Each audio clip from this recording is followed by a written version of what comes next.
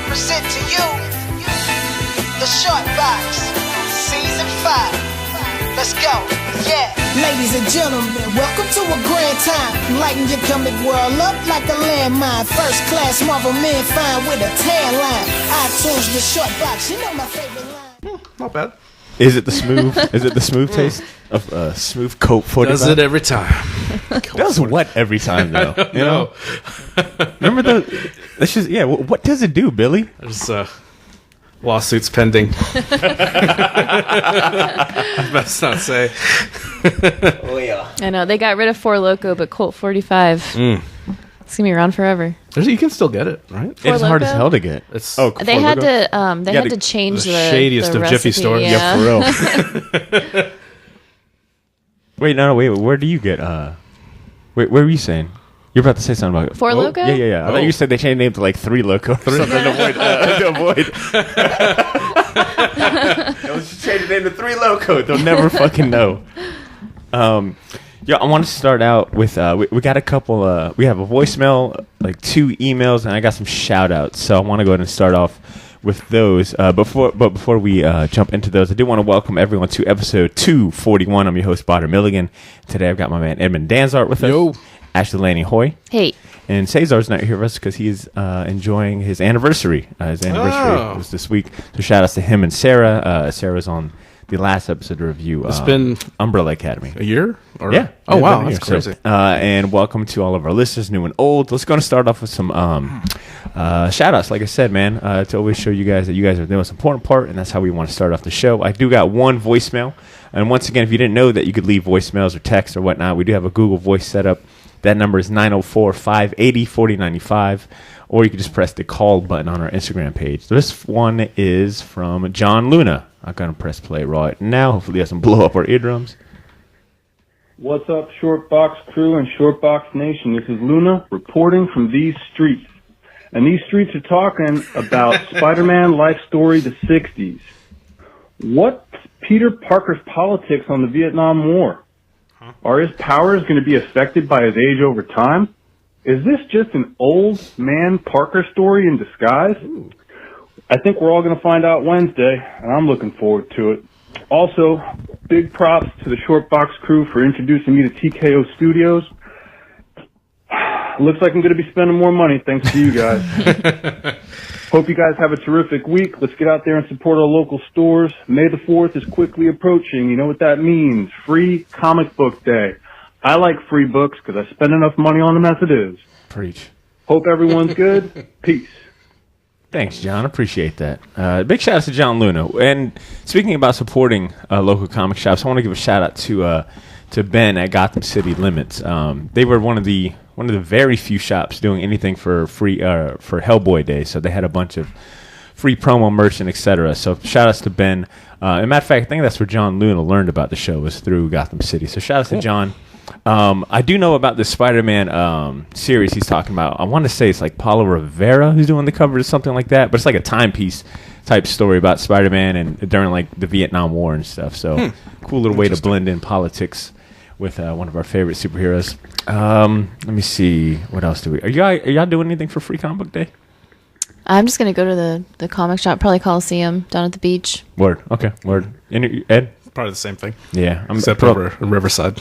Yeah. So I'm going to drive out there. Yeah, I don't think... I'll actually be coming back into town on that one, so I don't know if I'll have time to do a lot, but we'll see how that goes. Our first... I got like 2 emails I want to read off. All right, our first one is from Mohammed Tarsha. His email is titled, he titles his email, Buck Nasty. What can I say about Captain Marvel that has already been said about Afghanistan? He writes, tried to call the number, leave a voicemail, but I got a message saying the mailbox had not been set up yet, which is weird. I got to look into that. But he wrote us anyway. He wrote, "What up, Shortbox? New listener, first-time caller or emailer, I guess. Wanted to give thanks for the shout-out on the last episode. Good seeing you at the show. I didn't stick around afterwards for the podcast, but we'll be sure to do so next time. Y'all drag Cesar's grumpy ass to a Marvel movie." Hear the dragon fighting. I thought Captain Marvel was good. Definitely not their best, but pretty good as far as MCU origin stories go. I think a lot of us who've been keeping up with these movies are suffering from origin story fatigue. Agreed. But I think an important thing to consider is that each of these movies could serve as someone's point of entry in the larger universe. And in that regard, I think it got the job done. Didn't quite hit the mark as well as some of the other movies, but well enough for a popcorn flick. The other thing I wanted to add was that Marvel's comic book origins have always been fucking stupid, and I think the film provided a decent update. The character only ever existed to hang on to the name itself, and this reimagining was simplified and streamlined. Changing Marvel to a scientist rather than a Kree noble warrior / hero spy surprised me, and any time they can pull that off in one of these films gets a thumb up from me. Anyway, enjoyed the podcast, and you've earned a new listener not just through quality content, but also through a direct appeal to my enormous ego. Keep up the good work, and I'll crack open a straw burrito for y'all. Oh, big shout out to Mohammed. Thank you for writing in. And this episode was actually sponsored by Colt 45 Mo Liquor, so crack one open for us. All right, Mohammed. Ashley, I don't know if you had a chance to listen to that. Not last week's episode, that was Umbrella Academy, but the one prior where it was just me, C, and Ed in the Straight Player Haters Club for Captain Marvel. We definitely needed you there to, as per the usual, balance out all the hate. Ashley, have you been back to watch Captain Marvel? I haven't seen it again yet. But yeah, so after the movie, I think you guys did a good job at, highlighting the parts that you didn't hate, but I knew it was coming. I was just waiting for it. Look, C keeps acting surprised that everyone's calling this out. Man, y'all didn't have the same energy, at the live show. The episode, the recorded episode was a lot different. And C was like, "No, it's not." I was like, "I don't know." No, almost. I don't know. But actually, has your attitude changed about it at all? I think you were one of the.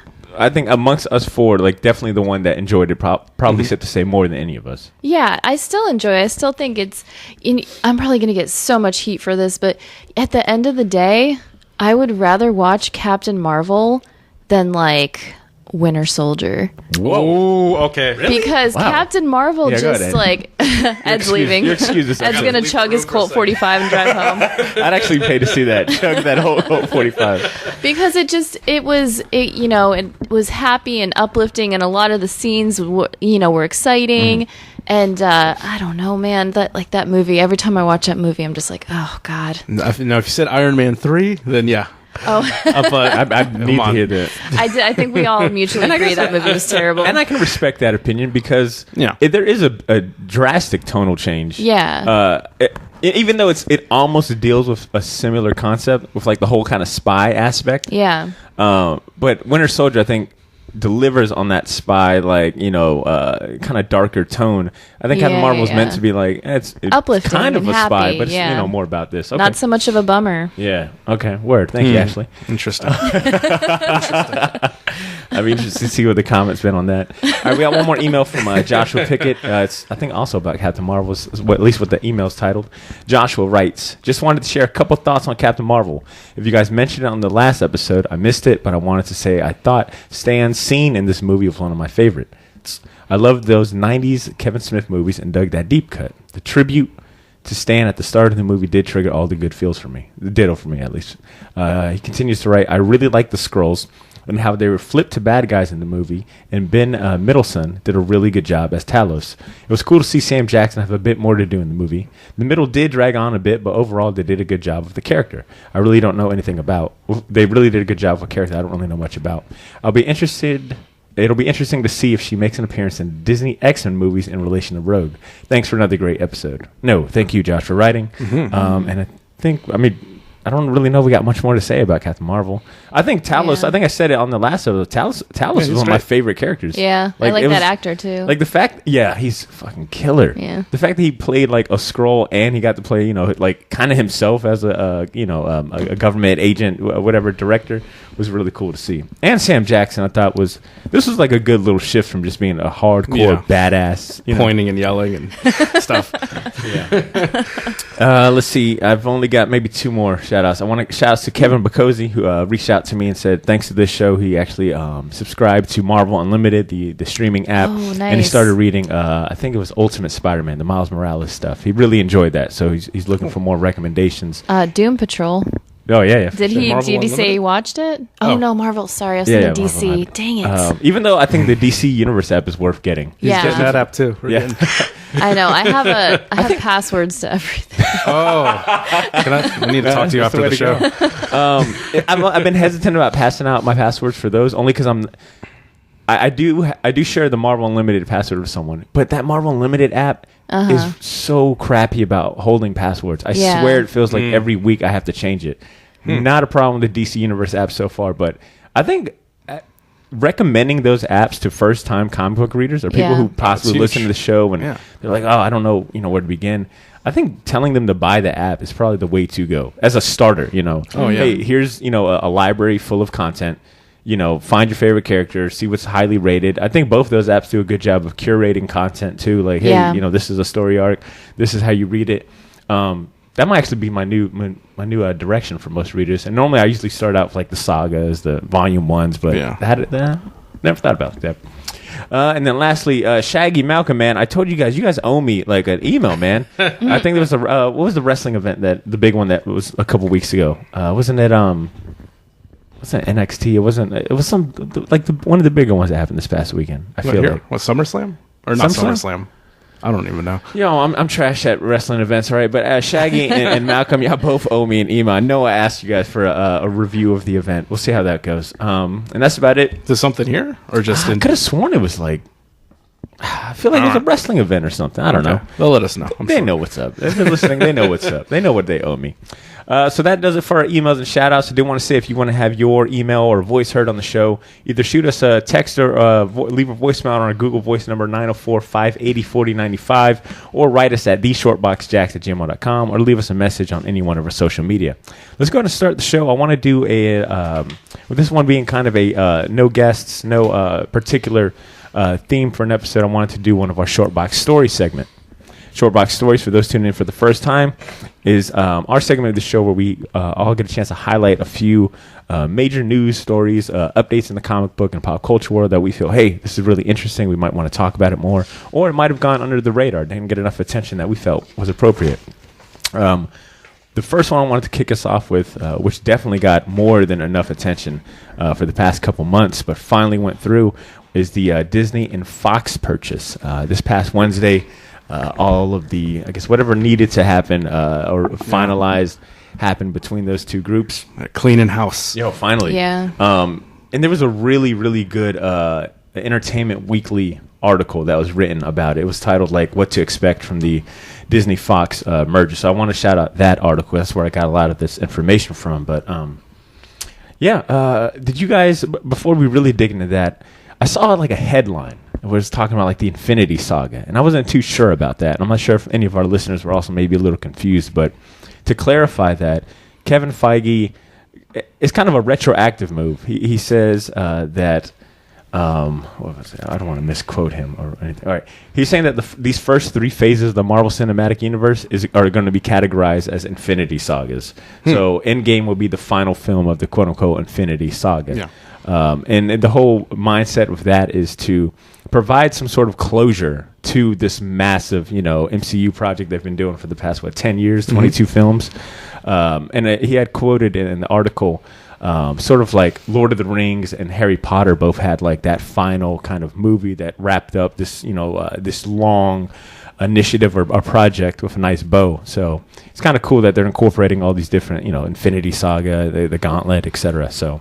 Yeah, and I know he was saying, I was reading articles like, I guess phases moving forward will be more standalone-ish type movies. They'll probably still share the same universe, but it won't be one big connected story arc. Yeah, which is convenient that Cesar's not on this episode because he's always talking about these movies don't have any closure. He's going to stop watching them. Tour in Afghanistan.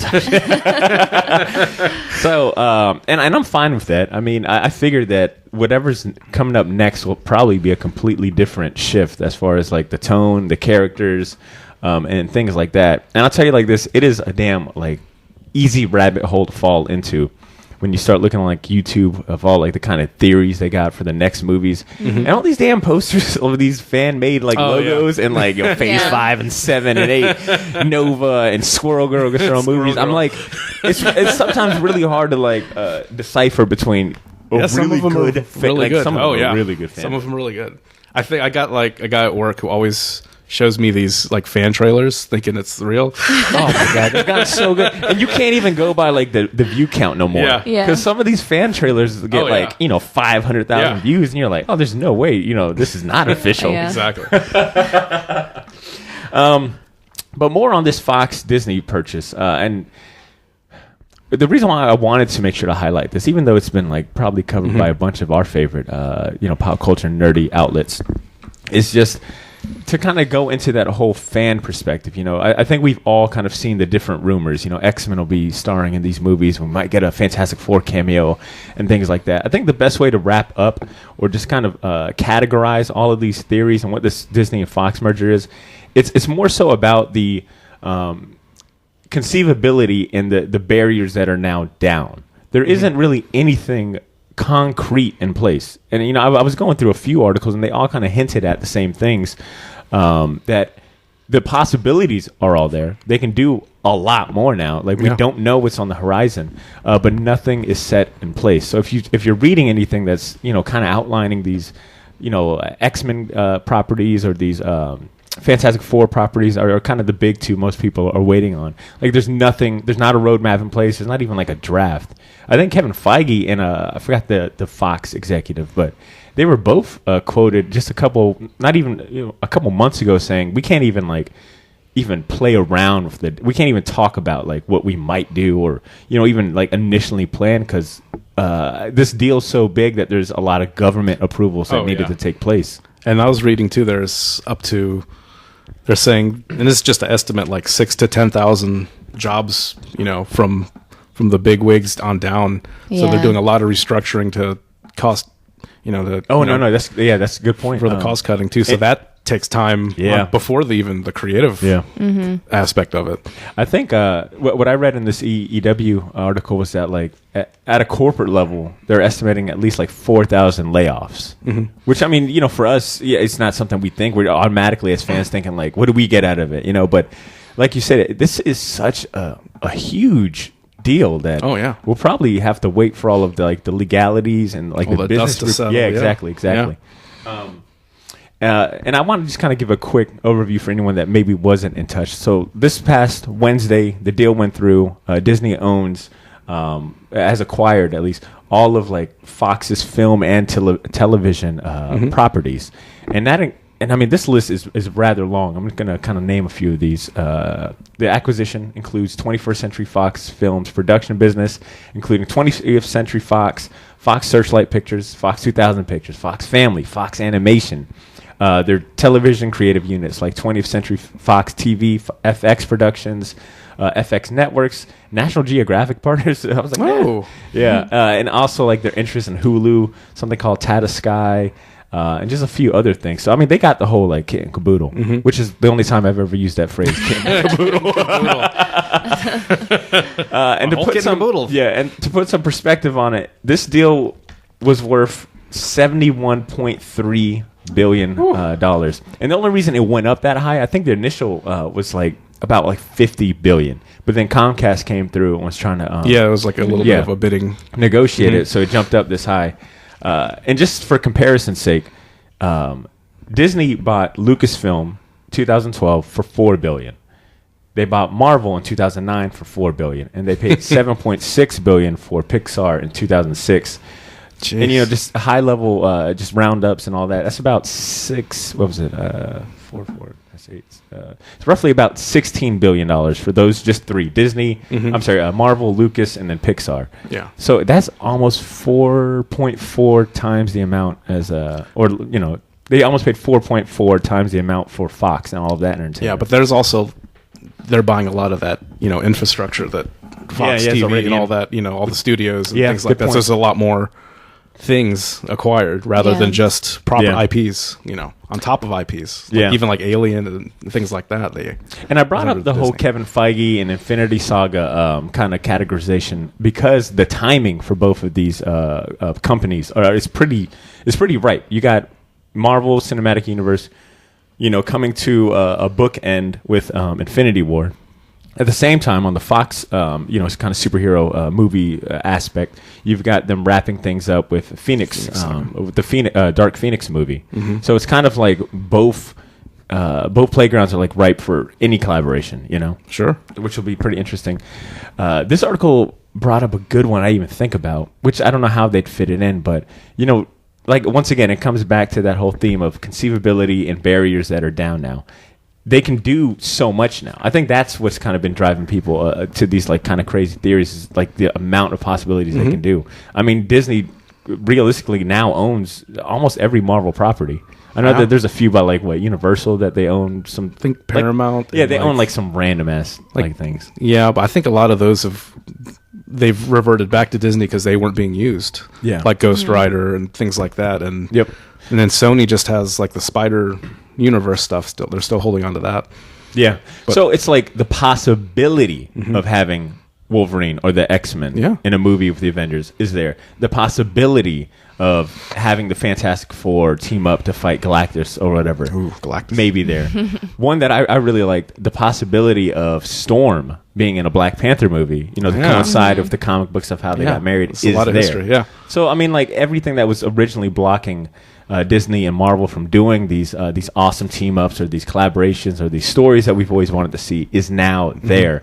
But there's nothing in stone or concrete. No. And I'd really be surprised. And with that mindset, it almost solidifies that we probably won't be seeing any special Easter egg, possibly, in Endgame. I just don't think they would have. I mean, if Feige is saying, we can't even talk about this until the approvals. Yeah. I mean, then you also got to think about, like, the time it would take to reshoot some of the endings or whatnot. I just don't see that being realistic. And I'm willing to put kind of my money where my mouth is. I don't think that we'll get any. And the movie's 3 hours already. Jeez. I'd almost say an Easter egg like that would possibly take the attention away from the movie. I mean, you're sitting down for 2.5 hours. I can only think of the only Easter egg I can think of would be something with, like, the remaining, like, who's staying and who's leaving as far as actors. I could see something at the end where, okay, this is the new. Yeah. This is the next phase. And these are the main guys. And I'd expect that, like, the first week or within the first month of the movie being, like, done. I could see that, like, if the movie comes out April 26th, I'd say by, like, May or June, we'll probably start seeing, like, Disney roll out, like, hey, here's what the next. Well, then we have is. Spider-Man right after. Yeah, true. Yeah. Okay. So then, you know what? My bet is this: either we'll probably see the next lineup or a rough outline a month or two after Avengers, if not then, but most definitely after Spider-Man. Yeah, I could definitely see that. Did you guys see the posted on our Instagram page the news of, like, Disney changing their corporate website banner? Oh yeah. If you go on the full desktop version, it has, like, now their banner includes. Okay, well, their banner now includes, like, a picture of, like, it's like a collage type. Donald piece. Glover. Yeah, it's got Donald. I was like, who commented on our Facebook page? It was Matt Vigo. He was like, I don't know, you could acquire Donald Glover. Shit, for the right amount of money, you definitely can. But now, like, their banner, their website, corporate website banner has, like, The Simpsons. I think Deadpool is on it. So, like, they're already off the bat showing you, like, hey, these guys are part of our, like, they're ours now. Our library, you know, all ours. Let me see another interesting thing out of this merger. I think a lot of our, you know, friends and similar folks that listen to the show probably had the same question I was having. What the hell does this mean for the New Mutants movie? Well, that decision apparently is now on Disney's ball court. I forgot who said it, but it was like a Fox representative went on quote to say that what happens with Deadpool going forward and the New Mutants movie is now all on Disney's playground. It sounds like our decision or on their court. Red they box. Don't want. Yeah, they don't want like, which is great. It's like. Yeah, we don't even care no more. They paid good money. Yeah, that guy probably got fired. The guy that they were talking to. That's it. We good. I don't care. I've got this nice severance check coming. See you later. I mean, it's cool that there's going to be, hopefully so many crossovers. But you think about it, and you're like, if they owned this, you know, a few years ago, Ryan Reynolds would never have gotten to make his Deadpool movies. Yeah.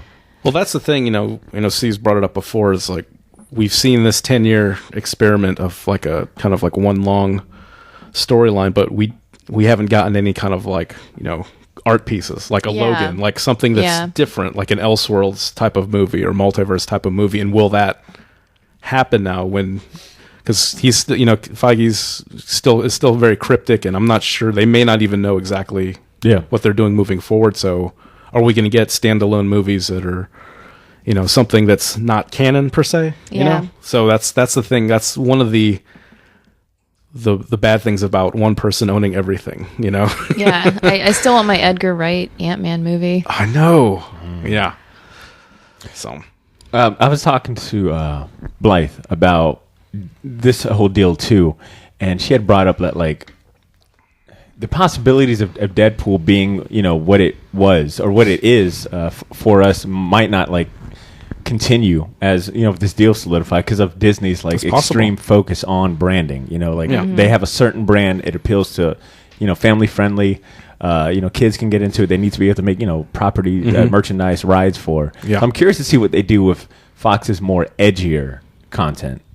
If it's still if they're gonna leave that alone, or if they're gonna kind of get their hands on it and alter it in any type of way. Yeah. So I mean, they own FX and FXX now. Yeah, pretty much. And some of those shows, like, it's kind of funny that they, you know, I swear to God, they mess up Atlanta. I'm going to be so pissed. Oh, yeah, I never thought about that. But it's, you know, I remember, you know, there was concerns like that when they bought the Marvel IPs affecting the comics. Oh, yeah. You know, so, but this is a totally different medium. True. They ain't stopped that from Thanos from, like, killing half the universe. That's exactly. Well, this, true. You know, with, like, the programming like FX or FXX, I don't think they'll change that model, you know, if it's there. But since they've had these Marvel properties, and a lot of the complaints is like a lot of these movies, as well crafted as they are, they're formulaic. They can be formulaic at times. Yeah. So would they, if a non-established thing, will they break out of that formula?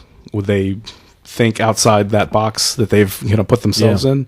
You know, like, if they're getting something that's already existing, they probably won't change that model. Like, they didn't make every Marvel comic, you know, kids comics. True. Like we joked about them doing.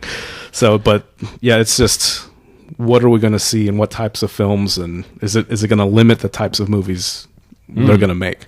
Good point. I guess. But on the other hand, the Netflix stuff, you know, that's a totally different. You're bringing up really solid point. You're right. Like, and I'm arguing with myself, but it's like, you know, so it's, but you know, the Netflix stuff. I know, Colt 45. This is a does it every time. Makes you fucking schizophrenic. Bipolar. But you know, the Netflix stuff has had such a darker, edge to them too. So they can do that, but will they do that in that movie format? Good point. So I guess we'll have to wait and see. Yeah. I want to extend this out, man. If any of our listeners have any theories or input they want to share, man, feel free to let us know. I would definitely want to hear what you guys are thinking about it. Speaking about movies and Marvel and whatnot, Ed, you wanted to bring up the topic of Shang Chi. I think you had made a post, I think on Instagram a few weeks ago. Mayhem in Morocco. Yeah. Damn, what type of mayhem was going on? So yeah, like I said, the Shang Chi, they've kind of announced the movie probably last year, but they have a director and writer now. Destin Daniel Creighton and Dave Callahan is writing, and his writing credits are, you know, Godzilla. I don't know if anyone ever seen it, the John Claude Van Johnson, the anime. Yeah. Oh, so funny. I had to see that. Wait, is that Amazon Prime series? Yeah. And he wrote. He's one of the writers on Wonder Woman 84 that's coming out, and he's going to be a writer on the Into the Spider-Verse too. So he's got... Oh, what? That's badass. Yeah. Damn, that's solid. And Steve Englehart, who's one of the creators, original old school writers, he's kind of gone into TV and movies, so he's actually going to be, you know, assisting in the writing kill. So it's really cool. You know, I got the omnibus. I'm finally starting to go through it because they finally got the rights to the Fu Manchu character, and I have no idea what they're going to do with this character, because some of that stuff is pretty... Fu Manchu is kind of a historically racist character, so like stereotypically. And just reading the comic, it's like a lot of yellow devils, a lot of Chinamen. You know what, man? It's not the correct nomenclature. It's funny. Asian American. It's funny you bring that up, because I went to go see Us this past weekend, and I was thinking about like the actor who plays... M'Baku? M'Baku or Man-Ape, you know, from the comic books, and Black Panther, and I was like, damn, I can't believe this dude played fucking Man-Ape, you know, but the way Marvel kind of spun it, because I think that was a big fear at first, was like, all right, you guys are doing Man-Ape, well, that that's kind of like out of touch now. You know, you definitely. Well, he didn't rock the white gorilla suit. He didn't. He did not. He did, have his gorilla chant. But I think they executed that really well. So, but they acknowledged because his armor had like the and I think they might do something like that. Maybe. Like what my theory, because I think Brubaker did when he was writing the character, they addressed the Fu Manchu, and it was like another Chinese wizard character that kind of impersonated him. But what I would love to see, since we didn't get a proper Mandarin, bring him back. Oh, since magic's on the table now, right? Yeah, Doctor Strange. We can bring, damn it, and he's kind of like a Fu Manchu type character. Yeah, but I don't know because the comic is so. Like I said, it addresses racial stuff, but in a racist way, like the 70s comics can do. Yeah. It's like not bad for a Chinaman. It's like, okay, a lot of yellow devils and Chinamen. It's like, but it's the comic is so strange, and it's like I said, it's Englehart and Jim Starlin, who's Thanos' creator. They created it, but I think there's Paul Gulacy and what's his name?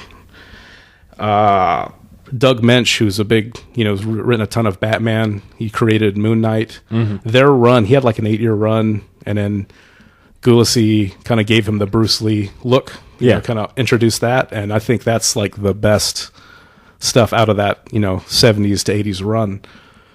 But it's like so weird because he's like, there's James Bond stuff, because like I said, the Fu Manchu character is kind of like a pulp, early 1900s pulp, fiction type character. But then you have like, you have like the spy element because he's kind of working for, a British spy, which would be kind of cool to see if they keep that part of it. Yeah. But then it gets just really surreal and weird, psychedelic, like Steranko type stuff, in there. So it's a very bizarre book, and with a lot of, old school kung fu movie, because that was like Iron Fist and Shang Chi were based on that, the kung fu movie craze in the 70s. So they're, trying to take advantage of that. So it's let me ask you this: which one do you want to see? And I think someone had commented whenever you made that post about his costume, wanting to see like an updated costume. I love that red robe, though. That red robe is sweet. Right, that red robe is badass. They made a comment about how it seems like a lot of shows, and if I'm not misquoting them too bad, but a lot of shows when it comes to like kung fu outfits. It'll be just like that kind of pajama like looking. Yeah, it's like a gi. Yeah, he's probably not going to walk around barefoot in the gi and a headband with like a yin yang symbol on his back. It's like that's probably not gonna rock. But are you saying just go all out with the stereotypes? I mean, with his newer look, he kind of just wears like just like a body like Bruce like Lee, or even do like a nod to the Bruce Lee tracksuit. Man, do something like that, but red, and then keep the red and yellow like his costume. They can update it. But I'd like to see that spy element with that magic element, because Fu Manchu is kind of like a science wizard guy, kind of like a Doctor Doom type of character. I guess I'd probably be down for the spy element, because I'm trying to think about it from the larger, Marvel Cinematic Universe. What are we missing? And I think we are missing kind of like that kung fu hero spy element. We get the Iron Fist. And just give him the apologize. Iron Fist. Just give him the Iron Fist. Like, I don't even care about. I want Finn to show up and then him just like knock him out like the first scene. Take his Iron Fist, and I know part of his powers now, because I haven't read too much current stuff with him in it, because he kind of just jumps around, but he can, I guess, multiply himself, like Multiple Man. Yeah. So I don't know if they do that. I don't think that's necessary. Have you thought about who you'd like to see play that? There's a guy, Mike Moe, who's in Inhumans, and there's this Once Upon a Time in Hollywood, the Tarantino movie that's coming out. Yeah. He plays Bruce Lee. There's a scene with him as Bruce Lee, and it looks like he can fight. So you know what, man? So he did a really good Bruce. It was like a very short clip in that trailer, but people were like, that was like, everybody's like, that's the guy. Like Patton Oswalt's like, that's the guy. That's badass. So, and he looks the part. He's in shape. It looks like he has some training, like fight training. And I would like to see them since they didn't do this with Iron Fist, have the director, but get in like some, a fight choreographer from Hong Kong, like a Sammo Hung or Jackie Chan's team. Bring in some people to do that part, and the director can direct the movie, but then the action scenes, leave it up to the professionals. Bring in these, do some Crouching Tiger, Hidden Dragon, crazy stuff. Because we've missed that so much in, like, for me, you miss that so much in Iron Fist. You need to go all out on the action. I agree. So, what about that was in Iron Fist that everyone loved, the Drunken Master dude? That guy's good. Yeah, remember how everyone was like, "Yo, this dude needs to like either have been Iron Fist or Shang-Chi." I wouldn't mind. I don't know if he was. I know. I mean, are they aiming towards? What it's very new. I mean, they just announced a director and writer, so they're still working on the script and they haven't cast it yet. And I mean, I'm gonna ask this stupid question. The ethnicity of the director is Asian American. Writer's okay, Asian. Cool. Yeah, right. Asian American. Yeah, cool. They're American, but they're Asian descent. That's solid. Ashley, you got any input for that one? Shang-Chi, anything you want to see from that? Is half Asian, half white. So if I was in better shape, I'd throw my hat in there. Yo, come on, Ed. We got 6 weeks. Let's do it. Come 6 weeks. It'll be like Iron Fist. Learn this fight scene in 15 minutes. Yeah, no, I'm not like. Get my P90X DVDs back up. Ed's getting me like real excited for it. I'm not like real familiar with it. Dude, those 70s comics are so fun. It's you kind of have to look at them as products of their time, so you kind of have to like, okay, that's a bit enough of the Yellow Devil talk, but it's so funny because it basically every scene goes to action. There's not a lot of like. No. Like basically, when Shang-Chi he kills this guy for his father, and then one of the other Sir Dennis is like his, his guy that works for the British agency. Is like, your dad is evil. He's like, he is? No, like everyone gets convinced so easy. Like within 2 panels, everyone's convinced, and they're on this. Like there's a Spider-Man crossover I just looked at.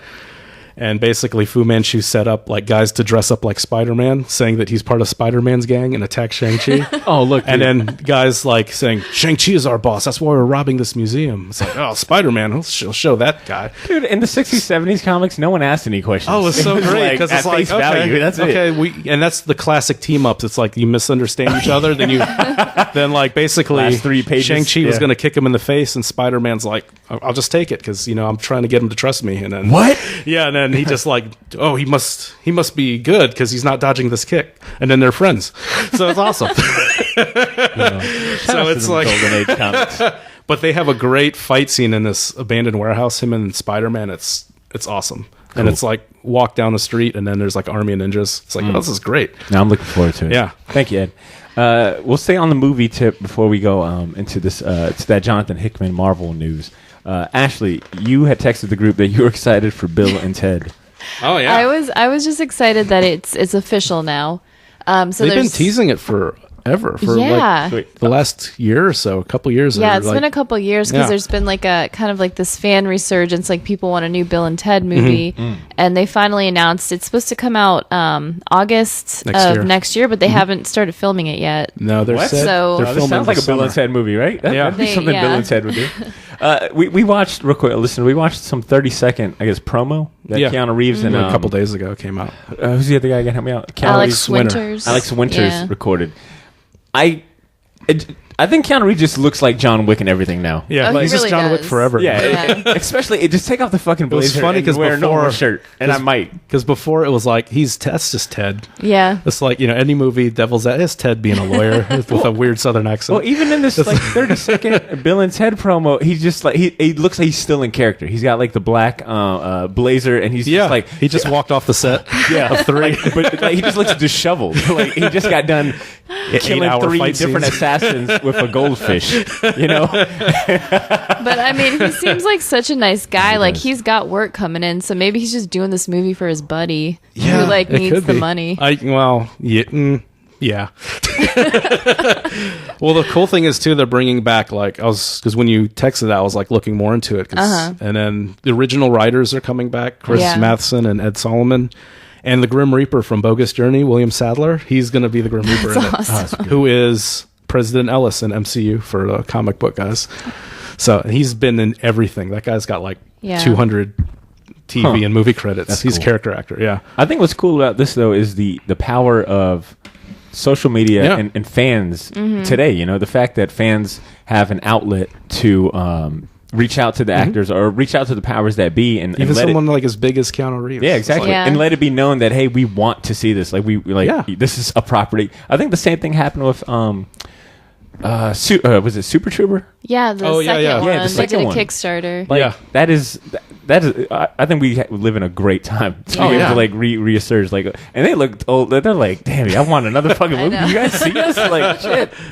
Now that's solid news. Ashley, was there any other piece of news out of it? Or and then the other point is because those movies, they're kind of like cult movies. They weren't monster money-making movies, especially the second one. It's kind of not good, but it was just enough people supported it, and because I know I've heard Alex Winter on some interviews, and he's like kind of a documentary filmmaker now, so he's doing he's got work. He's doing stuff. Yeah, he's doing stuff. He's not like Keanu killing it, but he's doing stuff. He's busy. Yeah.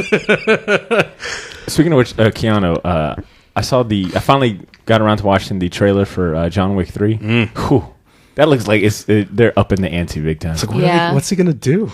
I know, because you remember everybody's gonna kill him. The last scene of the second one. Excommunicado. You were just like, how are they going to do a whole go to the other suit movie? shop. He can't go to the gun store. But it was like, looking back, it makes complete sense. Like that's the only way to go to next is him having to fight every assassin, kill every assassin on Earth. And you know what? Keanu Reeves in John Wick does really good. I noticed this. That motherfucker power walks really well. Oh, yeah. Like he is in a rush evermean he goes. 30 seconds. I think that's why he's not even running. He's just power walking. I'm not going to break into a sprint. I mean, that's kind of the premise. He's power walking to his destination. If you're in the way of his power walking, and everybody on the street has an assassin. Everyone takes out their phone and sees the text. All right. I want to move on to this next headline that honestly kind of just made headlines, I think, yesterday when I had selected the topic, and I'm talking about Jonathan Hickman's return back to Marvel on writing duties. Earlier this week when I had looked it up, the news was still saying, the project, the exact project he'd be working on would be coming out this weekend because it's C2E2 up there in Chicago. So Marvel had a big panel called... they just announced it yesterday. Yeah. They had a big panel called The Next Big Thing, and that's where they announced Jonathan Hickman's going to be writing X-Men. Not just one X-Men series, but two. And real quick, before we go into detail on that, I promise Walt... I'll lower that now. I promise Walt... Yo, homeboy. Running. Whoa. Is this the... go ahead and say about it. All right, word. Well, Jacksonville's premiere. Well, this is Botter Milligan of the Short Box Podcast. Hello, how are you doing, sir? You're live on the air. Yo, that'll work. Yo, well, all right. So I just introduced the topic of Hickman's Marvel's announcement that Hickman's going to be writing not just one X-Men series but two. And I knew that if I had uttered any more than I did without you on the line, I'd get in trouble, man. But I'm joined by you'd have been fine, man. Like, look. Oh, I'm excited for Hickman. You already know my stance on him. I know. That's why I had to call you. Look, I'm joined by Ed's here with me and Ashley's here with me. All right, yo, what's up, Ben? Wait, who's on? Wait, say it again. Ed and Ashley are here with me. Ed and Ashley? Okay, word. Ed and Ashley? What's poppin'? What's up, man? Hey, Walt. All right, so check, and we'll spend like a couple minutes on this, but and Walt, you probably knew this as well, but Hickman was just kind of, and this is what I like about Hickman, is that he enjoys teasing the fans, like kind of trolling the fans, because Marvel had put out just a blank, like a black image banner. It said July 2019. They had the Marvel logo, and it just said Hickman. And then Hickman went in a few weeks later. This happened like maybe a month or two ago. Hickman went in later and updated it. He wrote, like, tweeted out, like, fixed it, and it just read Hickman is. And it was like a callback to Darkseid and Miracle Man. So, so now we find out that he's writing not one but two X-Men series. What was your initial reaction, man? Because I think Hickman was even saying that's one. Was he the one that said that is one property he would never want to write, or was that like someone else? I think it was like Ed Brubaker or someone wrote that. I went back into so after I checked it yesterday because the news dropped yesterday at what is it, Emerald Con or whatever? C2E2. Okay, so the news dropped yesterday, and I went back and kind of like did a little quick research on Hickman talking about X-Men. And X-Men is the reason why he kind of like wanted to write in general. Yeah, so like, I mean, I feel like the shit was on Reddit or something like that. So I picked it and was like, okay, well, my favorite comic book writer, period. Like, I think Hickman is my favorite comic book writer. That's it. Hickman, then Aaron, and then maybe Brubaker. So I peeked the shit and was like, okay, well, it's in good hands. That's all I really want. 'Cause this little jump from X-Men right now has been kind of fire. I'm not gonna lie. I've been enjoying what I've been reading. I don't like that they did another fucking Age of Apocalypse type thing. Yeah. With this and not only that, but they did it with so many fucking tie-ins. Oh, it's like the 90s. Jesus fucking Christ. Yeah. Look, don't even get me started. Between the tie-ins with that shit and the tie-ins that's about to pop off with Thor, Realm of War of the Realms or whatever. Yeah. I was at a comic shop this week, and Ben, the owner of Gotham City Limits, had two separate like sheets of paper for the tie-ins for War of Realms. Like, one is just the main stuff, and then the other one was all the tie-ins. I was like, what the fuck? Well, look, I've been reading Bleeding Cool and shit a lot, and these people are not really happy about the level of tie-ins to that book. I would be fine with that book being what it is, but let's get back to the other thing. Let's get back to this Hickman shit. Hickman wrote the fire-ass, he wrote that fire-ass Fantastic Four. He wrote the best run of Fantastic Four that I've read in my life. Agreed. I didn't grow up reading Stan Lee Fantastic Four. Sorry, I'm fucking bored. So, I know the best run of that shit was Hickman. Yep. And then he followed that up with like the Secret best War. run of Adventures that I read. Yeah, I mean Hickman's history with Marvel is it's tried really and proven. Good. Oh, it's I mean, Avengers, really good. Fantastic Four. I mean, he even was able to handle a big crossover with Secret Wars. And Secret Wars is borderline maybe my favorite book. Oh, big time! It's a good standalone too. Yo, that shit when you read it and you've been doing all the Hickman reading, and you know he wrote his love letter to the Fantastic Four, basically. Oh yeah. And real quick, I want to announce the names of those X-Men series. One is called House of X, and the other one is called Powers of X. And some of the artists that he's got attached to that are Pepe Larez and then R.B. Silva. And they put out a promotional illustration by Mark Brooks that looks like I texted it to the group. That looks amazing. It's insane. He said it took him like almost a month to do that. Wow, really? Yeah. Huh. Oh, jeez. See, I like that image, but I was already distraught when I seen what I assume is a Colossus and Magic mix. I was already distraught. I was like, what the fuck? You're not a fan? I'm not going to act like I'm not a little bit tepid over some of this shit, but when I see... Because Magic right now is maybe my favorite X-Men character. Okay. She's always good in every book she's in. If the people know what they're doing. If they know how to use her, she's dope in all the books. If you look on the right-hand corner of that picture, you'll see a silver lady with that giant fucking sword. Yeah, that's the one that got my attention, yeah. Who's that? We don't know yet. Not that I know of. You know what I like about this image is that it has like a lot of classic X-Men characters that... I mean, hell, they've even got the damn of those X-Men characters. If you look at that image, so there's like 3 different Wolverines in that shit. Oh god, they got Warlock up in the corner. Yeah. What's the name of the old boy from Australia? The one that opens the portals. There's a gateway. Gateway. Gateway. Gatekeeper. One of the two. So, but it looks like from this image that there's 2 new characters. On the right hand side is that weird Colossus Magic hybrid, and then on the left is that their kid? Side, do they have a kid? Who's the left hand character? We're not sure yet. Who's the left hand character? He looks like a combo of like Nightcrawler and Gambit.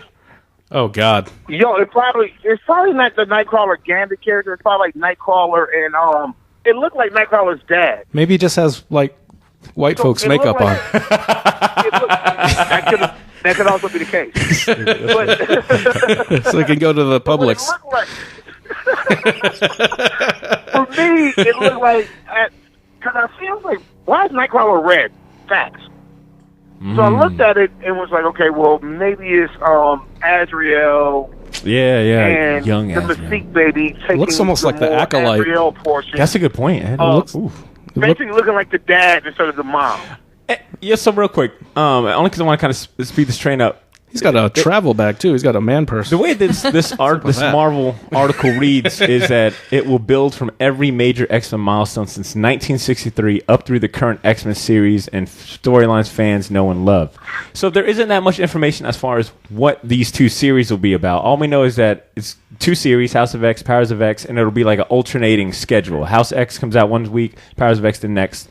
But the way that the short little bio reads, hopefully it's not like... You know how Ed Piskor did like his X-Men series where it was like his reimagining and retelling of all the X-Men history? I wonder if this is going to be an original story or something similar. What I think it's going to be is that it's going to be the reset of a reset that just happened. God damn. So they just had to reset. With, another reboot? Sweet. With the fucking... what's going on now? I feel like I'm in like... What's happening now is in essence a reset. I feel like I'm in like the 2000s hip hop where it's like the remix of the remix, the reboot of the reboot. It is a remix. It's a remix of a remix. God damn. So I think that when remix all to these Ignition. characters come out of that, you said that book come out in July, right? Say it again. Yeah, July. So yeah. Okay, so we just got the June solicits. We just seen the June solicits for Marvel and everyone else like this week. And all of those Age of X books pretty much are ending in June. So he's going to come in and do whatever he's going to do after the Age of X. So that's really what it is. It's going to be the remix of a remix. And where they just, let's bring back all the classic characters. Yeah, they were kind of comparing it to like the Chris Claremont, Jim Lee, like back in the 90s. Oh, that's a good point. Okay. 20 variant covers available. I will say this much though. I am like excited for this shit. Yeah, me too. This is one probably series I'm okay with it coming out every week, especially if they're both being written by every Hickman. Week? Yeah, that's how the schedule is going to be. It sounds like an alternating. Here, I'll see if I can find the exact phrase. With alternating artists, so that's why you haven't seen. Oh God! No. So it says that I think they got the same art. It says the two new series written by Jonathan Hickman with art by Young Gun, Pepe Larraz, and R.B. Silva. And colorist Marte Garcia. Well, maybe it's Pepe Larraz, R.B. Silva maybe one does the art, one does the inks. I'm not sure. Both of them are doing the art. Okay. And then it says the other guys just doing all the colors. Each series will be released on an alternate weekly schedule, starting with House of X, followed by Powers of X. Fans will be able to follow along each week this summer and witness history unfold. Hold on. Well, Ashley, you've been awfully quiet. Ashley, are you a fan of Hickman or X-Men? So I like Hickman a lot. Okay. And I know just from East of West that he's I like East of West. Fantastic at world building and details and keeping world everything ending. straight. World ending. East of West is so good. It is so good. I feel like it's about to end soon, though. Are we getting close to the end of East of West? Probably. Hickman does a pretty good job of like when he's about to bounce to another project. It's either East of West is going to end or it will be on hiatus forever. Yeah. Forever. So, but this is also because now that they're making movies. I read the solicits for Image books. I picked the solicits or whatever, and East to West was like, okay, well, now basically we've had the war of whatever the war they're building up to. That's happening in June or May and June is where that shit's gonna be tying up at or whatever. Yeah. So he may be about done with that book, which will be good for my pull, so I can like squeeze in. He got a weekly book coming out, man. Yeah, and you know it's going to be like a garbage in itself. You know it's going to be a solid $3.99 at least, if not $4.99. Oh, that's going to be prestige format. No, these is like $5 books off the top. Off the top. I will say, well, I think I agree with what you might be saying. I think a big reset is coming, and either they're going to do it like separate, where it's like the X-Men are going to get their own separate reset with whatever Hickman's got planned, or it'll be maybe a universal thing with the whole War of the Realms. Because that War of the Realms thing looks like it's going to take place of the usual Avengers big crossover, big event. I think they're kind of keeping that just with Thor. I think both of these are going to be kind of like recess in general, because of that purchase. I'm sure y'all talked about the... Yeah, we just wrapped up about that, yeah. Y'all have already wrapped that one up. Mm-hmm. So they brought in all these characters, so now we have to really ingratiate the X-Men again. We got to do all the X-Men shit. That's not a bad point that you bring up, because we just got done talking about how both of these companies, Fox is coming up to kind of a nice bookend closure with X-Men Dark Phoenix, and then with Marvel and Disney, they're coming to a nice end of things with Endgame. So maybe the comics need to reflect that, like, changing of the guard, you know? Real quick, did y'all talk about the supposed time of this X-Men or this Avengers movie yet? No, but you want to get into some Avengers like fan theories? Come on. So, in a nutshell, real quick, I will wrap up my point on Hickman on the X-Men. That shit is fire as fuck. Let's real quick jump into that, and then I'll let y'all just go back to y'all jam. That movie's gonna be 3 hours. Mm-hmm. I'm ready for it. I got my stadium buddy, colostomy bag. Yep. With me. Just gonna be. I see that shit. I was like, you know what? I'm fine with it. Yeah. Oh, yeah. The last one was like, wow, it's not like Avengers Infinity War is like some short ass movie. That's not short. No, fuck no. Mm-mm. That movie's what, about 2 hours and 45 minutes and shit like that? Something, yeah. We're doing a live episode for Endgame, so I imagine we go on midnight. stage like at midnight. Yeah. This is gonna be a late show. Yo, I may have to fuck around and like just shoot out there for that. What day? God, When does this game come out? We're doing it Thursday, April 25th. I know the date might not be right, but I know it's the Thursday before the movie officially comes out. Yeah, well, Thursdays when movies come out now. Let's not act like that's not the case. That's been the case the last fucking like 3-4 years. Thursday. Yeah, it is the 25th. Every movie I've seen that, like, really, when I go see it, I see it Thursday night at 7:00. Yeah, same. And that's been that way for a while. I seen fucking, what was the Mad Max. I think that was the first one that I really noticed. I was like, oh shit, now these movies come out now. Yeah. So. Well, let's talk more about you possibly coming up here later. We got to jump back into we're about to go on break and then do champion season, but I appreciate you picking up for this Hickman X-Men talk. Oh shit, man! I'm just sitting here drinking on a Sunday, man. Nice, me too. I got a basic alcoholism and thinking about like nervous shit. I got a legit can of Colt 45. I'm drinking. Where the fuck did you find? Well, how about Botter had it. He's you said a 40. It's not a 40. I was like, Jesus. Not a 40. They don't have those in Florida. This is how we get down on Sundays. Well, you don't even want to know what Ashley's sipping on right now. So we'll leave that. Well, hold on. I clearly want to know because I kind of want to like pick Ashley's brains on Redland real quick. Are you still reading Redland or what you think so far? Wait, what is it? Badland or Redland? Oh, Redland. The comic series. No, I'm not. Oh shit. Uh-oh. I feel like that book would be right up your fucking alley. I don't Really? know why you're not reading like maybe the best book that's going, period. I gotta look because I got the first issue and I just never read it, so then I never added it to my poll. Nobody ever told me. I'm sorry. No, I think that's the best book. Right now, I think Redlands is really the best book going on. All right, I'm gonna write it down right now. Yeah, just fuck with it. Just read the trades real quick because I think they are. I know they have at least one trade for that book, and they're wrapping up the second arc. I think this month. Okay, yeah, I'll go in on Wednesday and get it. That's my favorite book right now. Is Redlands. That good? Dang. I enjoy it. Like every month, I'm like, okay, word. Okay, I'll read this right fucking now. Like that is when you go buy your shit and it's like, okay, well, what am I gonna read first? Mm-hmm. If Redlands came out in between the 2 or 3 weeks I've been to the comic book store, that's the first book I'm reading. It does not matter. Yeah, I'm always reading that first. Get on his level, Ashley. Jeez. No. It's not get on my level, Ashley. It's just more like that book because that when we're talking about this inclusion shit or whatever. I feel that's a woman writer and a woman artist. Okay. And a really good one, like my comic bay, basically. Okay, yo, I'm writing that down as a topic next time that you come through. Comic bays. Oh, she is fully mine. Look, go ahead. I'm not. Her art is so good, and I'm just like, well, her and Phil Noto are my two favorite artists. I will, if they're drawing a book, I will just off top read it.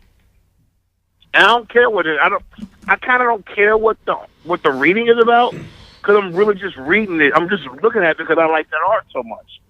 And she's really good. So I just fuck with Vanessa Del Rey and Noto. So yeah. No, I can get behind both those. Well, man, we're gonna let you go, man. We need to get on break real soon. So, man, I'll holler at you later. But get once on that again, break. Man. Yo, we'll talk about all this shit, and if push comes to shove, because I got WrestleMania coming up, and then a quick Tampa trip, and then I may just go ahead and just come down there and check that show. Ooh, yeah, so we'll talk offline about that part. But yeah, man. Sounds good, Playboy. Hickman, always fire. Oh, 100%. All right, Playboy. Hey, thank y'all for having me. I'll talk to y'all soon. Yeah. I wish I could get Walt's like some of his critiques, like like when you buy like a trade, they'll have like certain verbiage from like a comic resource. Yeah. Comic resource says this is comic base. I would really like to see like Walt quotes. Yo, this is fucking fire.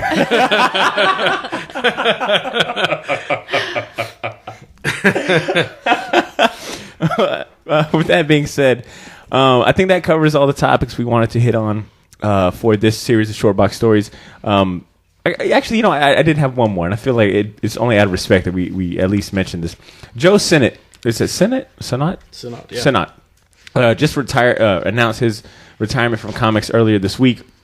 His final body of work will be in the final edition of the Amazing Spider-Man comic strip, which he's been inking since like 1992. This is a 92-year-old artist who's been working regularly with Marvel Comics. 69 years at Marvel. 60, like that is unprecedented. That's crazy. I don't think I could.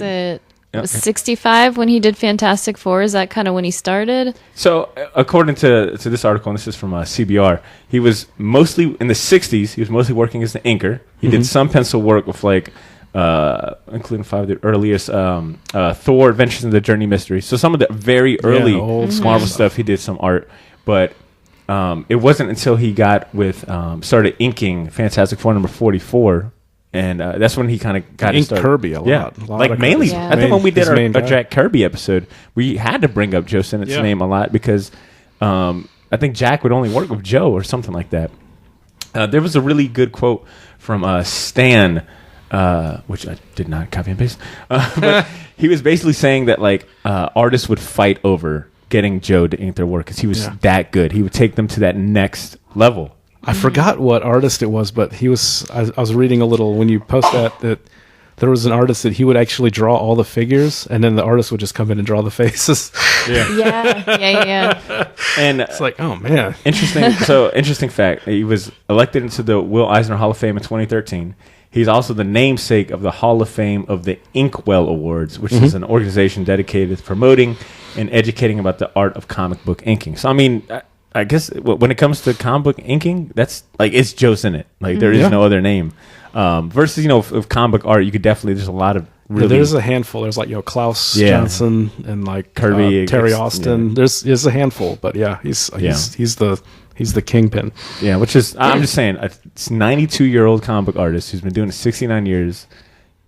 And on one side, it's like, man, that's awe-inspiring, incredible. Then the other side, you're like, damn, he couldn't retire until he was 92. No, some hard work there, man. So, congratulations to Mr. Sinnott.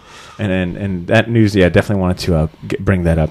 But we're going to go on break. We'll play some new music. This music, the instrumental that we're about to play, was produced by Mecca the Marvelous, but Cesar Cordero did the guitar strings in it. So we'll be playing this instrumental. Mecca the Marvelous also has a new single coming out March 25th, so this Monday. So it's probably already out by the time you're listening to this episode. So let's go and play this instrumental by both Mecca and Cesar. Then we'll come back and do Champion Season, all right?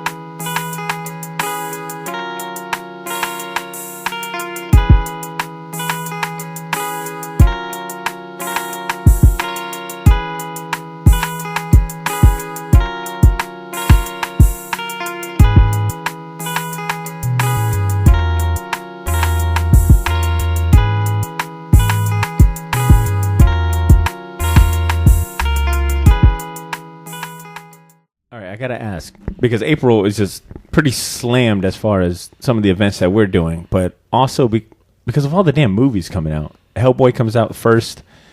No, it's Shazam that comes out like I think next weekend, if not the first weekend in April. Hellboy also comes out in April. And I feel like it's fucking Avengers Endgame also comes out in April.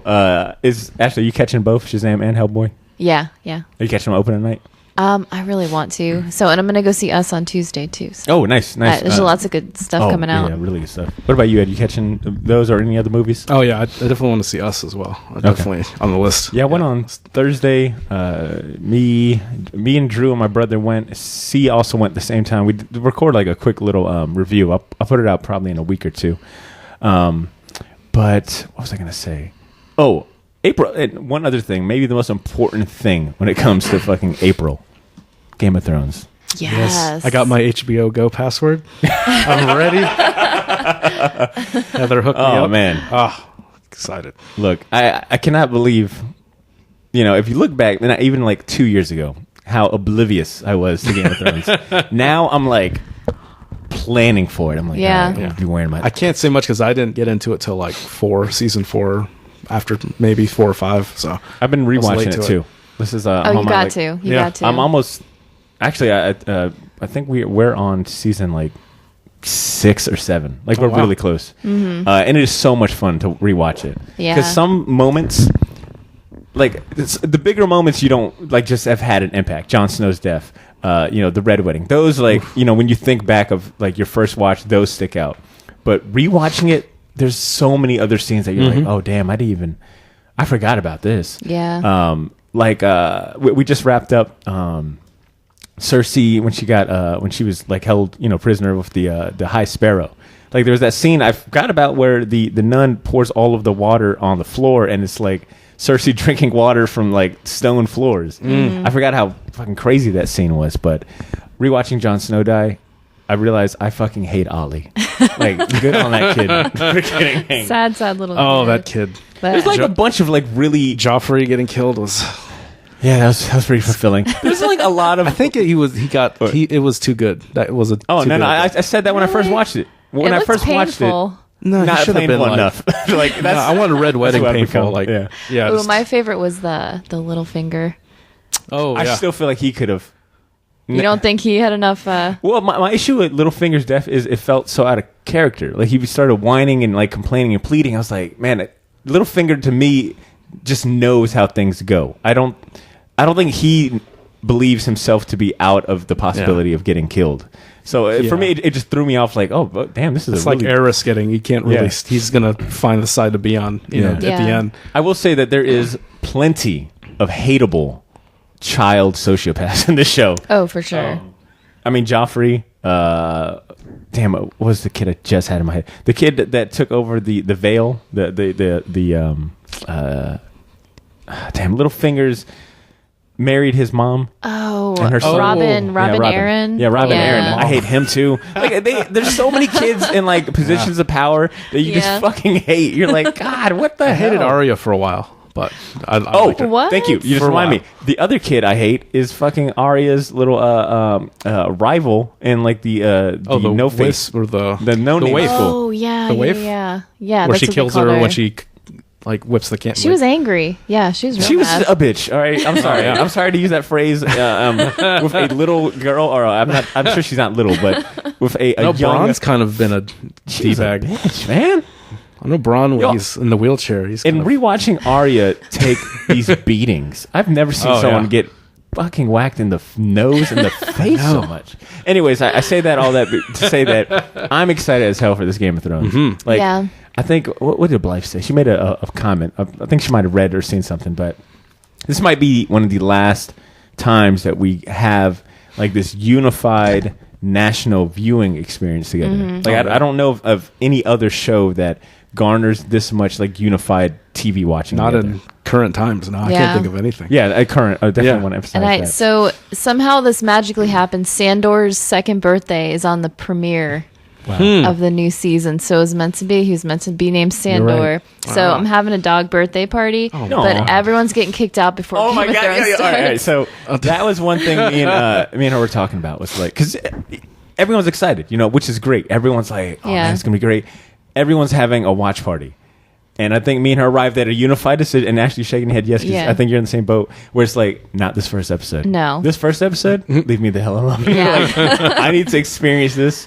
I think we were thinking maybe like the second or third episode. Well, we might be open to like going to parties. Yeah, I don't want anyone, no talking, no sneezing, no like getting up and going to the bathroom. I would definitely have my colostomy bag for this first episode. Ooh. And listeners, I want to let you guys know at the moment we're planning to do a post-episode review for as many episodes as we can. Definitely going to try to aim. I think it's only 6 or 8 episodes, but they're long. Yeah, it's long. only 6, I think, but they're like over an hour every one of them. We're going to try our best to do a post-episode reaction episode. We'll try to have it up as soon as we can that Sunday night, because I was told that Game of Thrones content is like at an all-time high, like when it comes out. So we'll try our best to put out those episodes in a timely fashion. So with that being said, let's go and jump into our champion season.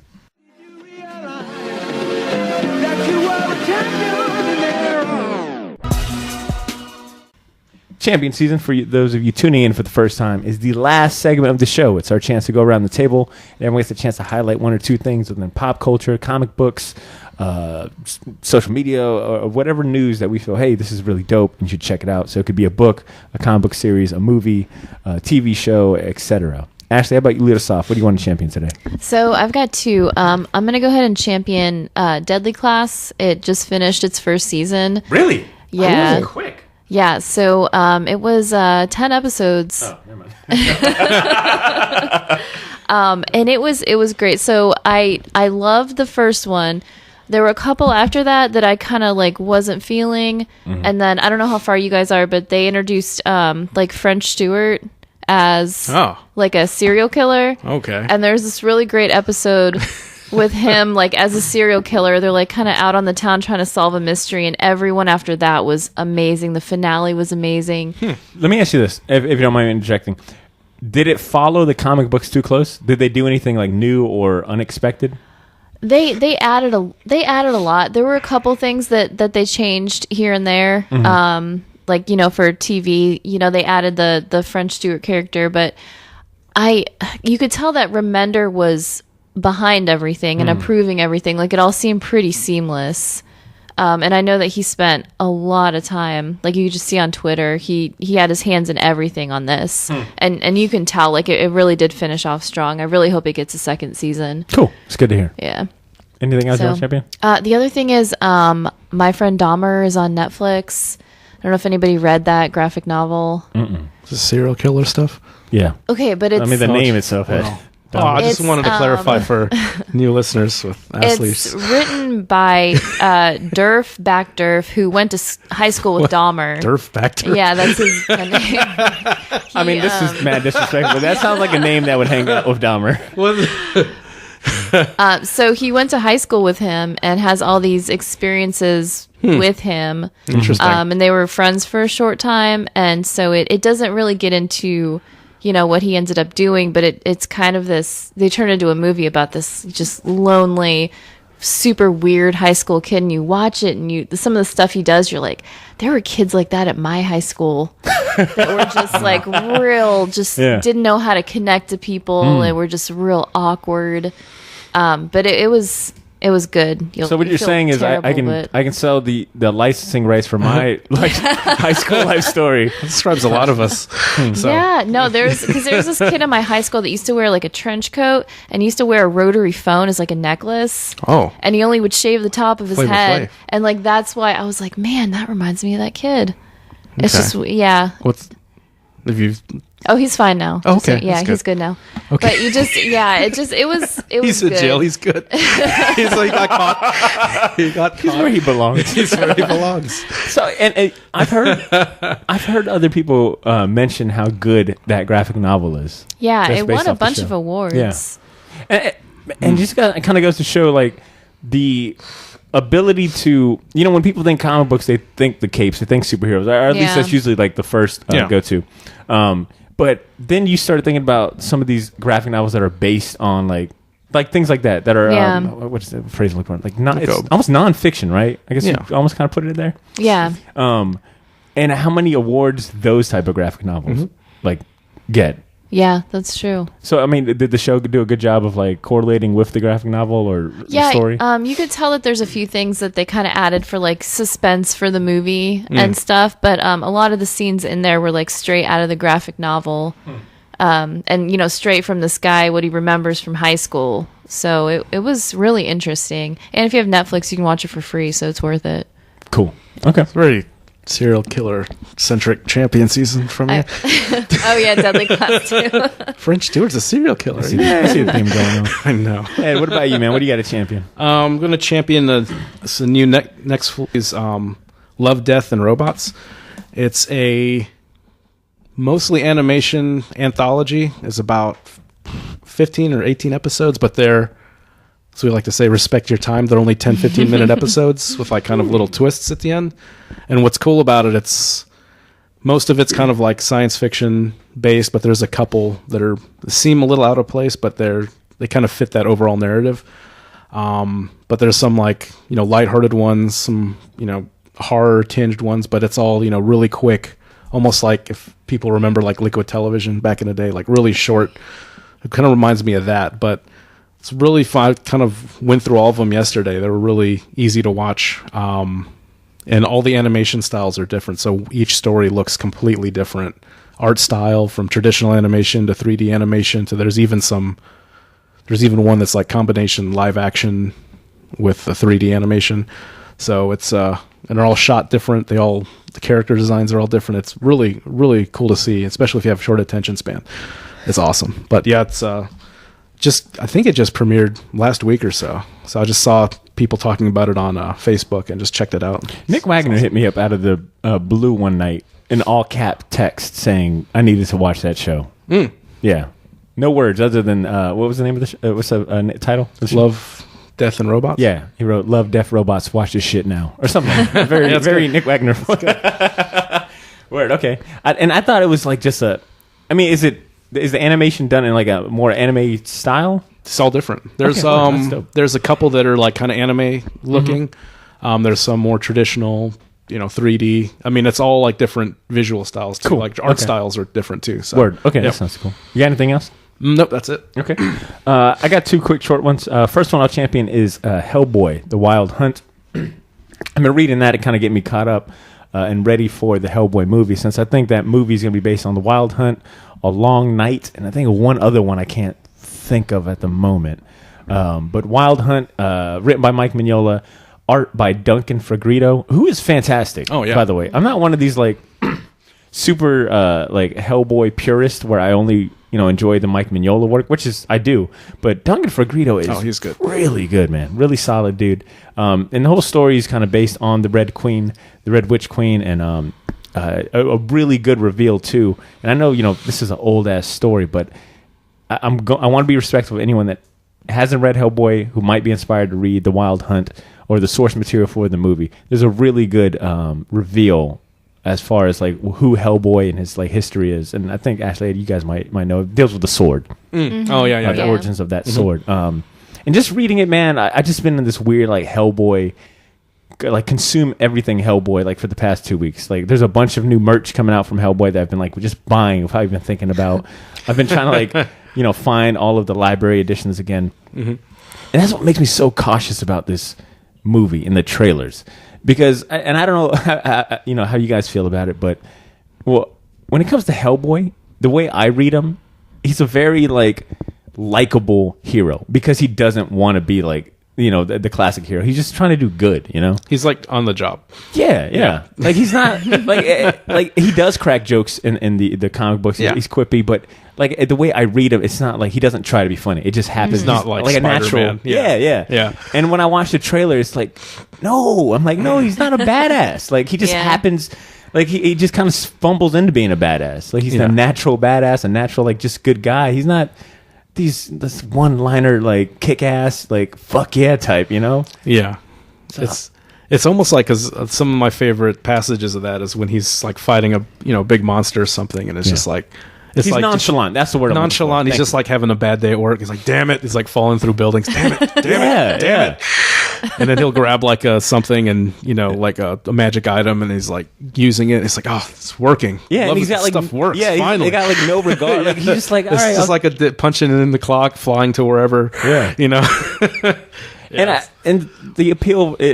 Reading this story just kind of reiterated the appeal for Hellboy to me, where it's like the story about like destiny, and what does it really mean to like have a destiny or follow your destiny or being able to go against the current and people's expectations. Like, this was such a good story, especially when you get to the origin of the sword, and they go into a little more detail about who Hellboy is and his family, etc. So I recommend it if you're getting ready to watch the movie. If you haven't ever read Hellboy: The Wild Hunt, I definitely recommend finding a reading order. Because some of these stories, like, I don't know where to go to next after this. I had to do some research on that, but definitely recommend Hellboy: The Wild Hunt. And the last thing I'll recommend is a newsletter. One of the very few newsletters I actually make time to read every morning. Actually, it's called The Morning Brew. When you sign up for the newsletter, they send it to you every morning, like around 8:00. But it's like a recap of things that happened in the day. And it's not like one of these very dry, like, hey, here's one sentence about this big headline. Click the link to read the full article. They do like all of the legwork for you. Hey, here's what's happened. Here's like a really kind of, and the writing's tone is like conversational. It's like kind of quippy. There's some jokes in there, but they just give you the facts. Like, hey, here's what happened. You should, this is why it's important. And they do a good job of going to every category. So they'll talk about like the stock market. They'll talk about the big headline in politics, pop culture. So they do a good job of categorizing things. Just kind of picking like interesting articles that aren't always like the biggest thing going on, but like something, hey, this is kind of cool. You might want to look into it. It's one of the, like I said, the few newsletters that I make time to read every morning. I think it's a cool concept. The Morning Brew, I read it for my coffee. If anything catches my eyes, they do have like links like, hey, if you want to find out more, check out the link. If not, let's keep on moving on. So I recommend it to anyone that just doesn't have time to, sit down and, go through every, New York Times article or Washington, whatever it may be. This is like a good one spot for all of that information. If you just want a quick, what the hell is going on today in the world. So I recommend that. It's called The Morning Brew. For that being said, we're done with champion season. Which means that we are wrapping up this episode. Before we do that, Ed, Ashley, any shout-outs, anything going on, anything you guys want to mention? Just so April is a super big month, but April 24th is the release of Little Girls. Oh. So everybody knows. So they're having an event that weekend. I'll give more details. Yeah. They're going to have a band and everything at the Riverside Coliseum. And then I'm still trying to figure out what we're doing on the actual like release date of the book. But the release date is when? 24th. 24th. Yeah. So Wednesday 24th, the book comes out. And then the 27th is the book release party at Coliseum Comics. Yeah. Jackson. Oh, wow. I think it's really cool that what you and Sarah and who's the other writer? Nick Afliji and Adam Wallet with the lettering. The fact you guys are doing like a book tour at comic shops, and you guys are inviting like local bands at each one, right? Yeah. So cool. they set up this thing. There's I forget how many dates are on there, but there's a lot of traveling. It's super cool. I don't know how they put it all together. Like while we were getting the book finished, they were putting the tour together. But yeah, I'm excited. Are you going to every single location? Or no, just I'm not going to every one of them. Yeah. How many stops is it? Do you know? I think they're doing either 6 or 8 stops. So regional or yeah, they're going pretty far up. Really? Oh, okay. Yeah. Cool. Yeah. I think there's one in Chicago, maybe. Oh, nice. Yeah, it's kind of all over the place. What time is the release party on that Saturday? I'm not sure yet. Yeah, they're still setting up the exact. Okay. Yeah, we'll post it. Word. Cool. What was I going to say? So wait, to that point, people can go to their local comic shops, ask to pre-order or order Little Girls, right? That would be amazing, like because that really really helps us out. Just because Sarah's done a bunch of stuff for Image, but this is the first thing Nick's ever done. This is the first coloring job I've ever done for like a big company. So I really hope people read this book. Well, you definitely got our support. Yeah. So, and I'll talk to Sarah more about something that some way we can help out with the Coliseum Comic Show. But for sure, April 27th, that's Saturday, folks. And go to your local comic shops, tell them to put Little Girls down for pre-order. Ed, what about you? Anything you want to shout out or mention? Nah. All right. I want to go ahead and just say thank you everyone for listening. We just to reiterate, we do have the first live show of April will be April 13th. That's a Saturday. It'll start at 7 p.m. It'll be a collaboration episode of Straight Chillin'. The main focus being Creep Show. Both the movie and the comic series. George R. Romero did the directed the movie. George Romero. What the hell is wrong with me? Sorry, you're like Game of Thrones. I know. My bad. And Stephen King wrote the comic book anthology. If you have never read either, or if you haven't read the comic book or watched the movie, heads up. I'll make the official announcement next week. We just heads up for those. I'll have copies of the movie available for free at Coliseum of Jack's Riverside, as well as copies of the comic book for free at Jack's Coliseum of Comics Riverside. Oh, it's like DVD. They're like blank DVDs. Did you get poor handwriting? Did you go to Ramona Flea Market again? So, like I said, if you haven't read the movie or read the comic book, I'll have some copies for people to pick up. Nice. That's awesome. Kind of get them spun up. Like I said, it'll be collaboration with the good folks at Straight Chillin', so it'll be a fantastic show. So come out for that. And I think that might be all I wanted to shout out. With that being said, folks, we're going to wrap up the show. Per the usual, follow us on social media. Stay up to date with what we got going on. So Instagram, Twitter, Facebook, just search the Shortbox Jacks. And if you want to have your voice, opinion, or comment played or heard on the show, shoot us a text or leave us a voicemail at 904-580-4095 or write us at theshortboxjacks@gmail.com or leave a message on one of our social media pages. All right, folks, you guys enjoy the rest of your week. We'll catch you guys in a week where we're doing our Bernie Wrightson Artist Spotlight episode. That'll be next Sunday, all right? Peace. Yo, what happened to peace? Peace.